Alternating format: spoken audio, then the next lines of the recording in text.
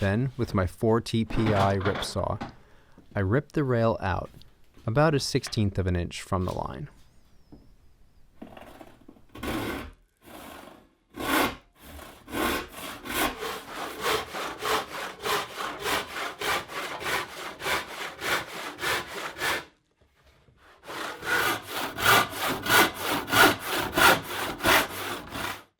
Here you can see the gauge line left on the right side of this board.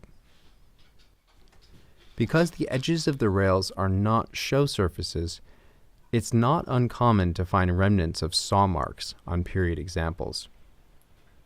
I don't hesitate to leave this at times. Once you have one cut out, plane a new reference edge and rip out the next one.